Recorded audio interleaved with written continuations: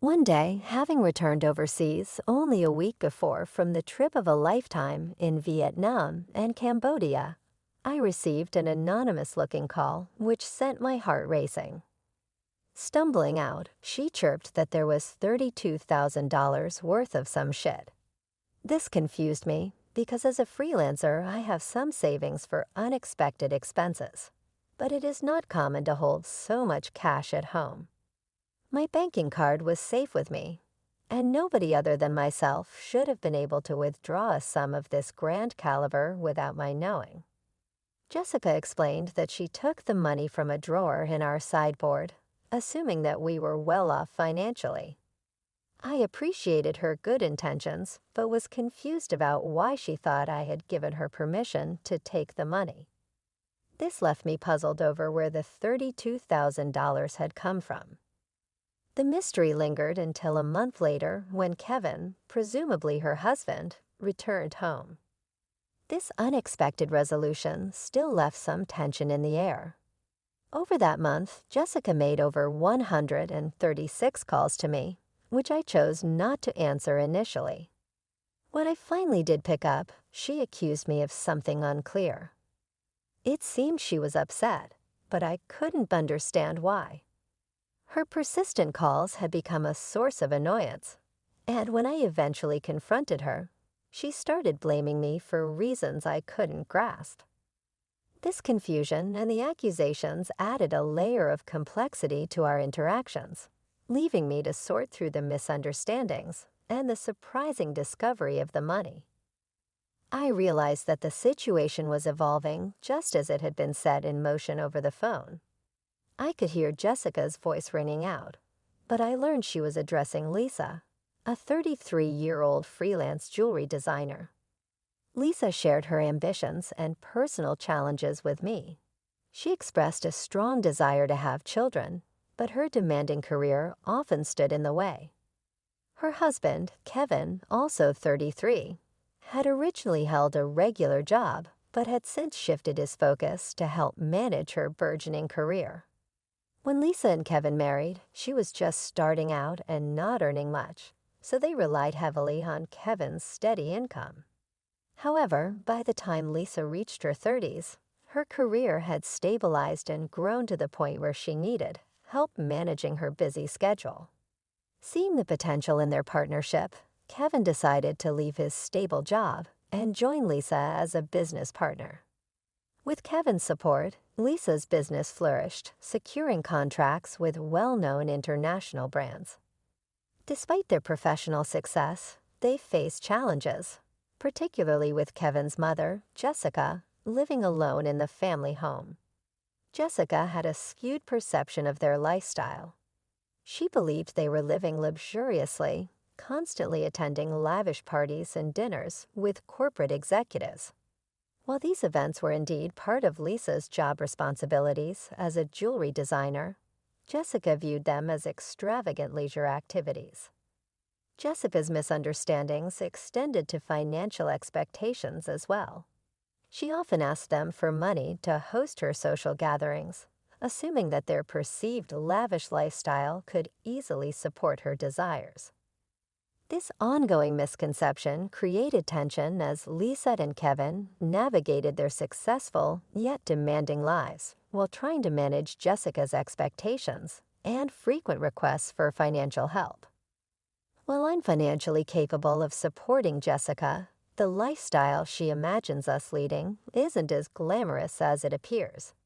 The events we attend are part of our essential business commitments that we cannot skip. Living in luxury is a part of our professional image. It involves dressing elegantly and dining at upscale restaurants. Despite this, Jessica often shares her envy of our lifestyle, usually with a sarcastic undertone. Although I consistently decline her requests for money, Kevin, being her son, occasionally gives in to her demands, seeing it as a minor compromise to maintain peace and prevent disruptions to our work. However, this only seems to encourage Jessica's requests, which escalates our frustration. Recently, Jessica visited us and insisted that Kevin buy her a new dress for an upcoming social event. Although we suggested a more budget-friendly three-piece suit, she was adamant about getting a lavish dress to fit the occasion's perceived grandeur. In her view, the attire was crucial, and she even demanded a matching handbag, expecting us to cover that expense as well. To manage these constant financial demands more efficiently, Kevin decided to set up a credit card in Jessica's name, instructing her to use it for her expenses. Initially, she went overboard with her spending and had to be cautioned by Kevin. He then made it a requirement for her to consult him before making any significant purchases. This approach was intended to give her some autonomy while keeping her spending in check, aiming to balance her desires with our need to manage our finances responsibly. Despite having access to a credit card, Jessica's spending habits didn't change much. She even bought an expensive ring without informing us beforehand. The cost quickly escalated, creating a financial burden. Kevin, who was responsible for the bills, realized that the situation was unsustainable. Frustrated by her disregard for the financial implications, he decided to impose a spending limit on her card. Jessica was irate when she discovered she couldn't pay for her latest shopping spree because of the new limit. She stormed into our house upset and questioned the fairness of the restriction. She argued that her enjoyment of luxury and fun wasn't much different from our professional need to dress up and attend glamorous events. We tried to explain that our appearances at product launches and parties were essential aspects of our work, often hosted in luxurious settings. However, Jessica saw this as mere enjoyment on our part, not recognizing the professional obligations behind these activities. After the spending cap was introduced, Jessica's complaints subsided somewhat, though she still occasionally voiced her discontent to Kevin. Life continued relatively smoothly, and as the year drew to a close, an exciting business opportunity presented itself. A foreign brand offered us a chance to expand our business internationally. This proposal thrilled me as it was a step towards joining the ranks of top-tier designers. Kevin, managing the business aspects, also recognized it as a unique and valuable opportunity that we needed to seize. Despite the exciting opportunity that lay before us, Kevin and I had concerns about how Jessica would react, given her history of lavish spending. When we broke the news of our potential expansion overseas, her reaction was predictable. Jessica accused us of planning to live extravagantly abroad under the guise of work. She feared that we intended to relocate permanently. Trying to soothe her fears, I reassured her that we would return once our business affairs stabilized overseas. Still, she seemed anxious about being left behind. The ongoing debates drained both Kevin and me. Realizing we couldn't take her along, but wanting to offer some consolation, Kevin, tired from the constant arguments, proposed a different solution. He suggested we send her on a week-long vacation. Jessica, half pleased and half skeptical, accepted this compromise. Kevin committed to covering her flight and hotel costs, hoping this would bring some peace. However, the tranquility was short-lived. A few days later, while Kevin was preoccupied with the overseas arrangements, Jessica dropped by our house. She had another request. She wanted additional money to shop during her trip abroad. When I inquired about the credit card Kevin had given her, she admitted he had taken it back, fearing she might misuse it due to fluctuating currency rates. I explained that I couldn't authorize any financial assistance without Kevin's consent. The conversation ended with Jessica leaving in a huff. As the new year dawned, Jessica embarked on her 10-day journey. Upon her return, she shared a surprising revelation that would change our understanding of the entire situation. Jessica called me, bubbling with excitement from her trip, but soon admitted that she had overspent on souvenirs. Feeling increasingly fed up, I confronted her about the money she claimed I had saved for her, a sum I had absolutely no memory of setting aside. The conversation quickly took a sharp turn. I knew I had savings in my bank account earmarked for business emergencies, but it was impossible for Jessica to have withdrawn any cash from there without my consent. She then revealed that she had found $332,000 in a drawer of our house's sideboard. I was baffled. Keeping such a large sum of cash at home was out of the question for us. I informed Jessica that if she had indeed taken money from our house without permission, it constituted theft, regardless of her being family. I stressed the gravity of the situation, particularly if Kevin had earmarked that money for an important business deal. Throughout her trip, there had been no disruptions in our business transactions, which made her claim even more suspicious. Jessica, with a casual demeanor, admitted to using the money, as if informing me would settle the matter. I pointed out that taking money without permission was not only unethical, but also illegal. I expressed my concerns about her entitled reasoning. She defensively retorted that since we live so extravagantly, she saw no harm in sharing a bit of that lifestyle, suggesting that it was almost like doing a favor for a parent. This rationale only deepened my concerns about her understanding of boundaries and responsibility. I found Jessica's reasoning to be wholly inappropriate. She had taken money without permission, yet she seemed unconcerned about the gravity of her actions. She promised I would speak with Kevin upon his return, confident that he, being her son, would understand. She even made a passing remark that $32,000 wasn't much to him. Although I agreed to relay her message, I was deeply unsettled by the entire ordeal and amazed by her blatant lack of awareness. Ending the call, she nonchalantly thanked me and asked me to pass her regards to Kevin. Still perplexed about the presence of $32,000 in cash at home, I confronted Kevin about it when he returned that night. He explained that he had withdrawn the money from his bank account 12 days prior for an urgent payment that required cash.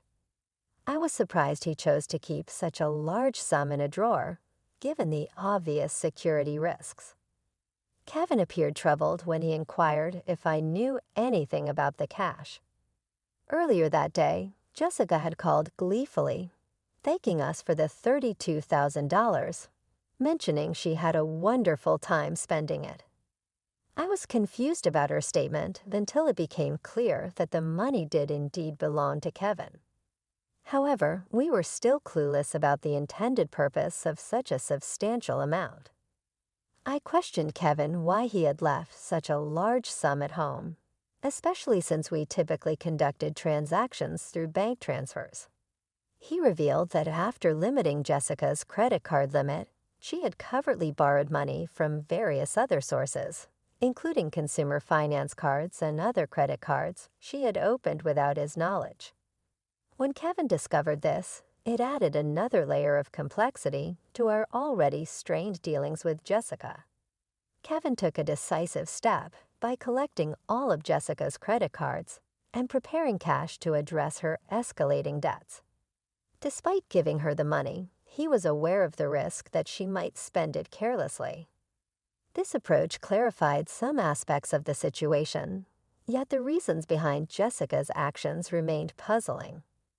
I was inclined to handle the repayment of her debts directly through bank transfers, thinking this would be more straightforward and traceable.